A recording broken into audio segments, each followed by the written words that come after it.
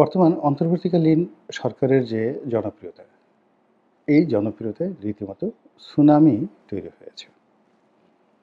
Tsunami বলছি এই কারণে যে, যখন একটা জনপ্রিয়তার ধারাবাহিকতা থাকে, সেই জনপ্রিয়তার ধারাবাহিকতা কখনো উপরে ওঠে, কখনো নিচে নামে। তো সেক্ষেত্রে বলা হয় যে জনপ্রিয়তা হ্রাস পেয়েছে, জনপ্রিয়তা বেড়ে গিয়েছে, এরকম শব্দ। আর সুনামি যখন হয়, তখন কি হয়? উথাল-পাথাল করে এবং একবার সেই তুঙ্গে উঠে আবার নিচে নেমে যায়। তো যখন নিচে নামে তখন টান দেয়া হয়। চুম্বক শক্তি টান দেয়। ভূপৃষ্ঠের যে চুম্বক শক্তি সেটা টান দেয়। বাতাসের প্রবল চাপ থাকে। আর যখন উপরে ওঠে তখনও চুম্বক শক্তি ছেড়ে দেয় এবং সেই অবস্থাতেই কিন্তু সুনামি তৈরি হয় এবং সুনামির ফলে এই ভূপৃষ্ঠের যে মারাত্মক ক্ষয়ক্ষতি হয় এবং জনজীবন থেকে শুরু করে সকল কিছু যে বিপত্তির মধ্যে পড়ে, এটি কিভাবে পড়ে সেটি কম বেশি আপনি আমি সবাই জানি। তো সেই দিক থেকে সরকারের যে জনপ্রিয়তা, সেই জনপ্রিয়তা সুনামি তৈরি হয়েছে। সরকারের যারা সমর্থক রয়েছেন, যাদের মধ্যে অনেকেই একসময় জনপ্রিয় ব্যক্তি ছিলেন, যাদের কথা মানুষজন শুনতেন মূলত অ্যান্টি এস্টাবলিশমেন্ট বিরোধী বক্তব্য দেওয়ার জন্য। শেখ হাসিনার বিরুদ্ধে তারা বক্তব্য দিতেন, এই কারণেই তাদের কথা অনেকে শুনতেন। তো তাদের মধ্যে তেমন উল্লেখযোগ্য কেউ নেই। দেখা গেল যে এখন সরকারের পক্ষে বলছে এবং তাদের মুখে সরকারের যেকোনো কথা এখন আর অনুরণিত হচ্ছে না এবং লোকজন রেসপন্ড করছে না। আবার অন্যদিকে খুবই গুরুত্বপূর্ণ গত ১৫ বছরে যারা সরকারের বিরুদ্ধে কথাবার্তা বলেছেন এবং যাকে বলা হয় যাদের কথার ভ্যালু রয়েছে, দর্শক ৫ জন যদিও থাকে, সেই ৫ জন দর্শকের মূল্য রয়েছে, সামাজিক মূল্য রয়েছে। কিন্তু দর্শক রয়েছে আপনার ১০ কোটি দর্শক রয়েছে, কিন্তু সেটির মূল্য নেই। আপনি ধরুন you are a leader, a group of sheep, অর্থাৎ একপাল ভেড়ার নেতা। তো সব ভেড়ার আপনার কথায়, কথায় চলে। সবকিছু আপনার পিছে, পিছে ঘুরে ভেড়ার দলের নেতা। নাম্বার 1। আর দ্বিতীয়ত হলো যে আপনি কোনো নেতাই নন, আপনি একজন রয়্যাল বেঙ্গল টাইগার। তো এই যে আপনার এই সমাজে সবাই সাধারণত রয়্যাল বেঙ্গল টাইগার বিপদের সময় নিজেকে উদ্ধার করার জন্য সেই রয়্যাল বেঙ্গল টাইগার লাগে। এখন সরকারের প্রচার এবং প্রোপাগান্ডা চালানোর জন্য এইরকম জনমত সৃষ্টিকারী রয়্যাল বেঙ্গল টাইগার একজনও নেই। এই সমাজে যাদের কথা আছে, যেমন ধরুন আমি একেবারে খোলামেলাই বলি, যেমন মাহফুজ আনাম সাহেব। মাহফুজ আনাম সাহেব তার যথেষ্ট প্রভাব প্রতিপত্তি রয়েছে। মতিউর রহমান প্রথম আলোর প্রতিপত্তি রয়েছে। তো তারা দুজন সরকারের পক্ষে কথা বললেন, সেটা কি পরিমাণ গুরুত্ব আসবে। আর ধরুন জনাব নুরুল কবির সাহেব, তিনি একটি কথা বললেন, নির্বাহী সম্পাদক। এখন প্রথম আলো আর যদি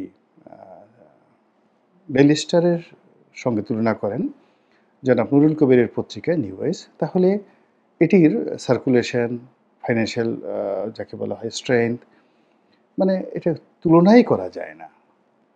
আবার যদি অর্থবিত্ত, পরিবার, রাজনৈতিক ব্যাকগ্রাউন্ড, দেশ বিদেশের কানেক্টিভিটি সব মিলিয়ে যদি তুলনা করেন, তাহলে মতিউর রহমান, মাহফুজ আনাম সাহেবদের সঙ্গে জনাব নুরুল কবির সাহেবের তুলনাই হয় না। কিন্তু বাস্তবতা হলো জনাব নুরুল কবির যদি কারো পক্ষে কোনো কথা বলেন বা বিপক্ষে যদি কোনো কথা বলেন, সেই কথা যথেষ্ট গুরুত্ব বহন করে, যথেষ্ট গুরুত্ব বহন করে। তো এমনভাবে অন্ততপক্ষে ৩ থেকে ৪ জন বাংলাদেশের সাংবাদিক আছেন, অন্তত ১ ডজন ব্যবসায়ী আছেন, অন্তত ১ ডজন রাজনীতিবিদ আছেন, ১ ডজন পলিটিক্যাল অ্যানালিস্ট রয়েছেন। স্টিল বাংলাদেশে যারা গুরুত্বপূর্ণ ভূমিকা রাখেন জনমত গঠন এবং জনগণ তাদের যেকোনো কথা গুরুত্ব সহকারে নেয়। তো এইরকম লোকগুলো কেউ সরকারের পক্ষে কথা বলছেন না। আবার যারা যথেষ্ট উত্তেজনা তৈরি করতে পারেন, খুবই ওয়াজের ময়দানে বলেন, কীর্তনের মাঠে বলেন, খেলার মাঠে বলেন, ইউটিউবে বলেন, ফেসবুকে বলেন, তারা প্রতি মুহূর্তে সুনামি তৈরি করতে পারেন।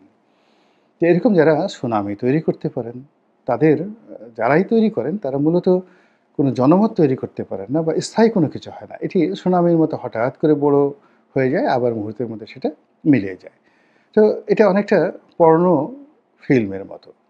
আপনি যখন একটা পর্ন ফিল্ম দেখবেন, একটা বাজে ফিল্ম দেখবেন বা একটা হরর মুভি দেখবেন, আ ভীতিকর একটা মুভি দেখবেন। সেই দৃশ্য দেখার পর আপনার থরথর করে হাত পা কাঁপবে বা আপনার ঘৃণা লাগবে বা আপনার আগ্রহের সৃষ্টি হবে। কিংবা ধরুন আপনি হঠাৎ করে একটা গোখরা সাপ দেখলেন। তো এটা আপনার মনে কখনো স্থায়ী হয় না, স্থায়ী হয় না। কিন্তু তারপরেও এগুলোর একটা গুরুত্ব আছে। ১ দিন, ২ দিন, ৩ দিনের জন্য এরাও জনপ্রিয়তার সুনামি তৈরি করতে পারে। এরকম কেউ একটা সিঙ্গেল লোক দেশে, দেশের বাইরে সেটা শিল্পী বলেন, সাহিত্যিক বলেন, ইউটিউবার বলেন, নাট্যশিল্পী বলেন, অনেক কিছু। আপনি ধরুন শেখ হাসিনার কি বলবো? শেখ হাসিনার সাথে মমতাজ ছিলেন, শেখ হাসিনার সঙ্গে শমীক আইছার ছিলেন, শেখ হাসিনার সঙ্গে নাট্যজগতের সবাই ছিলেন, নায়করা ছিলেন। রিয়াজের মতো জনপ্রিয় নায়ক ছিলেন। তারপরে মেহের আফরোজ শাওনের মতো নায়িকা ছিলেন, এরকম। আবার বিএনপির কথা চিন্তা করেন। বিএনপিতে সেই নায়ক উজ্জ্বলের মতো মেগা স্টার বিএনপির আছে। তারপরে আম যাকে বলা হয় আ এলোমেলো আকাশে সেই যে বেবি নাজনীন। তো বেবি নাজনীনের মতো গায়িকা, কনক চাপার মতো জনপ্রিয় গায়িকা, মনির খানের মতো খুবই জনপ্রিয় গায়িকা, আসিফ এর মতো যাকে বলা হয় মেগা স্টার বিএনপির আছে। ফলে কি হলো? বিএনপি নাচে, গানে, শিল্প, সাহিত্যে সে আওয়ামী লীগকে টেক্কা দিতে পারে। আবার জামাতের দিকে যদি যান তাদের একেকজন ওয়াজিন, আপনি আজহারীর কথা চিন্তা করেন। তো আজহারী ওয়াজ করছে, ১০ লাখ লোক সেখানে আসছে। মমতা যদি গানও গায় সে তো ১০ লাখ লোক আনতে পারছে না। তো মমতাজ যদি বুকটা ফাইট্টা যায় এই গানটা বলে কোনো একটা মানুষের মনে ২৪ ঘন্টা একটা ভাইব তৈরি করতে পারে। আজহারীর ওয়াজ এটলিস্ট ৪৮ ঘন্টা পর্যন্ত কোনো একটা মানুষকে ভাইব মানে তার সেখানে উৎফুল্লতাকে রাখতে পারে। ৪৮ ঘন্টার পরে আর সেই জিনিসগুলো মানুষের মনে থাকে না। যদি মনে থাকতো বাংলাদেশে যত ওয়াজ হচ্ছে একটা চোর আপনি খুঁজে পেতেন না, একটা ডাকাত খুঁজে পেতেন না। এরকম এগুলো নিয়ে অনেক কথাবার্তা আছে।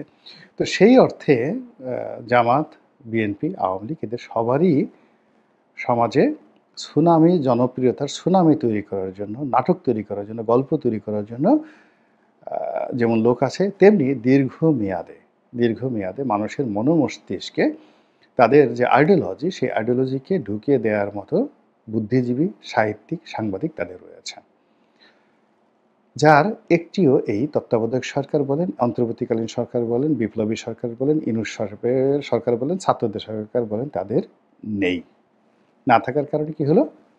তাদের এই জনপ্রিয়তাটা যাকে বলা হয় সুনামির মতো করে ক্রমশ নিচের দিকে নেমে গিয়েছে। অর্থাৎ যেভাবে একেবারে একটা ভাইব তৈরি হয়েছিল মানুষের, যে বাংলাদেশে আমার কাছে মনে হয় না যে একমাত্র বঙ্গবন্ধু ছাড়া অন্য কোনো ব্যক্তি এরকম জনসমর্থন নিয়ে জনপ্রিয়তা নিয়ে বাংলাদেশে এসে রাষ্ট্র ক্ষমতায় বসেছেন। অর্থাৎ ১৯৭২ সনের ১০ই জানুয়ারি বঙ্গবন্ধু বাংলাদেশে এসে রাষ্ট্র ক্ষমতায় বসার সময় যেরকম একটা পরিবেশ পেয়েছিলেন তার চেয়ে অনেক, অনেক ভালো একটা পরিবেশ ডক্টর মোহাম্মদ ইউনূস কিন্তু এবার পেয়েছিলেন।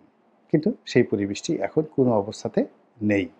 এটি হলো নির্মমতা আর এটি হলো বাস্তবতা। এখন এই যে তার যে জনপ্রিয়তা, ওই সময়টাতে এমন একটা তুঙ্গে ছিল যে উনি তখন যা বলতেন, হাসতে বললে মানুষ হাসত, কাঁদলে বললে কাঁদত এবং তিনি যদি উইদিন ২৪ ঘন্টার মধ্যে খালি বলতেন যে, "প্রেসিডেন্টকে আমি দেখতে চাই না। আমি প্রেসিডেন্টকে বঙ্গভবনে দেখতে চাই না। আমি একেবারে শাহবাগ মোড়ের যেকোনো একজন লোক আমার শপথ পড়াবে অথবা আমি ঠিক এখন গ্রামীণ ব্যাংক ভবনে বসে শপথ নেব।" সেখানে রাষ্ট্রীয় যন্ত্র জনগণ সেখানে যেত এবং তিনি যদি বলতেন যে আমি স্টেডিয়ামের শপথ নেব, স্টেডিয়ামের ভিতরে এত লোক থাকবে এবং বাইরে এত লোক থাকবে, ঢাকা শহর আজকে কেউ কোনো কাজ করবে না, ওই সময়টাতে তার কথা সবাই চলতো। তো এটা ছিল সুনামির মতো একটা জনপ্রিয়তার উচ্চতা। সেই উচ্চতা থেকে এখন আবার সেই সুনামির মতো একেবারে নিচে নেমে গিয়েছে তার জনপ্রিয়তা। ফলে কি হলো, এই সরকারের কোনো ব্যক্তিকে কেউ আর বিশ্বাস করছেন না, কেউ আর নির্ভর করছেন না এবং এই সরকারের কারোর প্রতি আর মানুষের কোনো আস্থা নেই। রাজনীতিতে বলেন, রাষ্ট্র ক্ষমতায় বলেন, এখানে বিশ্বাস, আস্থা সবচেয়ে গুরুত্বপূর্ণ একটি বিষয়। এবং সেই বিশ্বাস এবং আস্থা যেহেতু সরকার হারিয়ে ফেলেছে, এর ফলে সরকারের মধ্যে কয়েক ধরনের আপনি সিম্পটম এখন দেখতে পাবেন। এক শ্রেণীর মানুষ তারা খুব উত্তেজিত হয়ে যাচ্ছে, ধৈর্য হারিয়ে ফেলেছে এবং যাদের যে কথা বলার নয় তারা সে কথাগুলো বলছে। যেমন আপনি ধরুন সরকারের প্রেস সচিব। তো অবস্থার দৃষ্টিতে মনে হচ্ছে তিনি এখন বাংলাদেশের প্রধানমন্ত্রী, প্রধান উপদেষ্টা এবং হর্তাকর্তা। এবং তিনি কথা বলতে গিয়ে ডক্টর মোহাম্মদ ইউনূসকে অন করতে গিয়ে একজন ভদ্রলোক মানুষ, ভালো মানুষ, তার বদনাম নেই। খুব নামকরা সাংবাদিক ছিলেন। বয়সে আমাদের চেয়ে একটু ছোট, বছর তিনেকের ছোট বয়সে।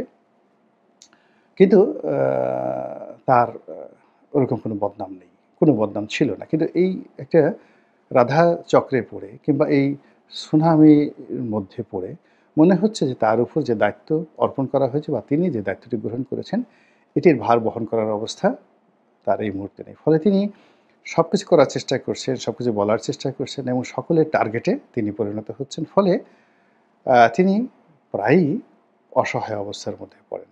রুমিন ফারহানার সাথে কথা বলতে গিয়ে অসহায় অবস্থায় পড়েন। সাংবাদিকদের সামনে কথা বলতে গিয়ে অসহায় অবস্থায় পড়েন। রাজনীতিবিদদের সঙ্গে কথা বলতে গিয়ে অসহায় অবস্থায় পড়েন এবং বহু মানুষের তিনি টার্গেটে পরিণত হয়েছেন। It is unusual. এটা সাধারণত হয় না। এখানে সরকারের কর্তা ব্যক্তি হিসেবে সরকারের মধ্যে যারা গুরুত্বপূর্ণ ব্যক্তি রয়েছেন, যারা ভালো কথা বলতে পারেন, আসিফ নজরুল বলবেন, রেজওয়ানা বলবেন কিংবা ব্রিগেডিয়ার সাখাওয়াত বলবেন অথবা স্বয়ং ডক্টর মোহাম্মদ ইউনূস বলবেন। কিন্তু এখানে যখন মাহফুজের মতো তরুণরা আসছেন, নাহিদের মতো তরুণরা আসছেন কিংবা এখানে সার্জিসকে উদ্ধার করতে সব জায়গায় ডাকা হচ্ছে কিংবা এখানে এই প্রেস সচিবকে ডাকা হচ্ছে, এটি সরকারের ধারাবাহিকতা যে নষ্ট হচ্ছে এবং সরকার যে একটা খুব বিশৃঙ্খল অবস্থার মধ্যে আছে, এ আর খুব বেশি কিছু বোঝার দরকার নেই। এটি হলো এক। ২ নম্বর হলো যে সরকারের যে মানুষগুলো কথা বলতেন সবসময়, সেই মানুষগুলো হঠাৎ করে কথা বলা বন্ধ করে দিয়েছেন। তাদের মধ্যে একটা আতঙ্ক কাজ করছে। আর প্রতিদিন ভয়ঙ্কর সব গুজব ছড়িয়ে পড়েছে এবং এত ভয়ঙ্কর গুজব যে অমুকে পালিয়ে গেছে, অমুক উপদেষ্টা পালিয়ে গেছে, চিফ উপদেষ্টা, প্রধান উপদেষ্টা বিদেশ থেকে আসবেন না। এই জিনিসগুলো নিয়ে সারা বাংলাদেশ তোলপাড় হচ্ছে এবং অনেক জ্ঞানীগুণী ব্যক্তি পরস্পরের সঙ্গে আলোচনা করছে, আচ্ছা এইটা সত্য কিনা, ওইটা হবে কিনা, এরপরে কি হবে। রাজনীতিতে আপনি ধরুন ৫০ বছর আউটস্ট্যান্ডিং রাজনীতি করেছেন। ক্ষমতার মানে যাকে বলে একেবারে বলয়ে দীর্ঘদিন থেকেছেন। আপনি ধরুন কাজী ফিরোজ রশিদের মতো মানুষ, তো মুজিবুল হক চুন্নু সাহেবের মতো মানুষ, যারা ২৫ বছর বয়স থেকে মন্ত্রী, এমপি হয়ে এই বাংলাদেশের রাজনীতির দাবার যে ঘুঁটি বা খুঁটি, এগুলো একবার এখানে নেন, একবার ওখানে নেন। এরকম বিএনপির আছে। আপনি ধরুন গয়েশ্বর বাবুর মতো মানুষ, তারপরে ধরুন আব্দুল মঈন খান সাহেবের মতো মানুষ, মির্জা ফখরুল সাহেবের মতো মানুষ। তো এই মানুষগুলো কিংবা ধরেন বিএনপির, আওয়ামী লীগের বাদে, বিএনপির জামাতের বাদে আওয়ামী লীগের যারা লোকজন রয়েছে, জামাত কখনো ক্ষমতার তারা ক্রিয়ানক ছিলেন না। সরি, ক্রিয়ানক না, মানে তারা মানে নীতি নির্ধারণী পর্যায়ে দেশের রাজনীতিটাকে একেবারে একদিকে নিয়ে যাবে ওই পর্যায়ে ছিল না। তারা সবসময় একটা জোয়ারের সঙ্গে তারা গা ভাসিয়েছে। তো ৩টি দল মানে জাতীয় পার্টি, বিএনপি এবং আওয়ামী লীগ, তারা ক্ষমতায় এসেছে ৩ বার। আর ক্ষমতা হারানোর পরেও কারা ক্ষমতায় আসবে সেটা কে ফ্যাক্টর হিসেবে কাজ করেছে। এখন এই ৩টি দলের যদি আপনি ৫০ জন করে শীর্ষ নেতা ধরেন, আমি কয়েকজনের নাম বললাম শুধু, যাদের কোনো বদনাম নাই, দুর্নাম নেই, কিন্তু রাজনৈতিকভাবে তারা যথেষ্ট প্রাজ্ঞ এবং অনেক কিছু বুঝতে পারেন। সেই মানুষগুলো এখন ছোট, ছোট বাচ্চা ছেলেদের কাছে জিজ্ঞাসা করছে, আচ্ছা কী হচ্ছে দেশে? কী হবে? তখন যদি কোনো বাচ্চা বলে যে স্যার এটা হচ্ছে, আমারও তাই মনে হয়। তা আপনি বোঝার চেষ্টা করেন যে পুরো সরকার পুরো সিস্টেমটিকে এতটা ডিসকানেক্ট করে দিয়েছে। নেগেটিভের সঙ্গে পজিটিভ, পজিটিভের সঙ্গে নেগেটিভ না করে সব জায়গাতেই সেম সাইড করে দিয়েছেন। Positive, positive, positive, negative, negative. ফলে বাতি জ্বলছে না। আর কোনো, কোনো জায়গাতে সেই যাকে বলা হয় শর্ট সার্কিট হয়ে যাচ্ছে।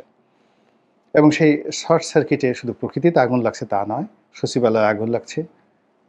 কত কিছু যে হচ্ছে এটা বলে শেষ করা যাবে না। এবং এই অবস্থার কারণে কি হচ্ছে, সরকারের প্রতি কারো আস্থা নেই, বিশ্বাস নেই, আর ভালোবাসা তো প্রশ্নই আসে না। ভালোবাসা মানে যারা রাজনীতিবিদ, অনেক ছোট, ছোট রাজনীতিবিদ গ্রামে ৫০ বছর যাবত রাজনীতি করছেন, সে অন্ততপক্ষে আর না হলেও ১০০ মণ মুড়ি খাইয়েছেন। ৫০ বছর রাজনীতি করে ১০০ মণ মুড়ি গরিব মানুষকে খাইয়েছেন। তারপরে অন্ততপক্ষে যদি ডেইলি অর্থাৎ রোজ ১০০ কাপ করে রং চা খাওয়ানো হয় কোনো রাজনীতিবিদের বাসায়, তাহলে ১০০ কাপ রং চা যদি দৈনিক হয়, মাসে কয়শো হয়? বছরে কয়শো হয়? ৫০ বছরে কয়শো হয়? কত মণ চিনি গেছে? ফলে সেই মানুষগুলোর জন্য কিন্তু মানুষের ভালোবাসা আছে। তারা চোর হোক, ডাকাত হোক, তাদের জন্য কিন্তু মানুষের ভালোবাসা আছে। আর আপনি কোনোদিন আমাকে একটা বোম্বাই মরিচও দিলেন না, কাঁচা মরিচও খাওয়ালেন না। আর এখন আপনি আমাকে কিল দেওয়ার গোসাই হয়ে বড়, বড় নীতি কথা শোনাবেন।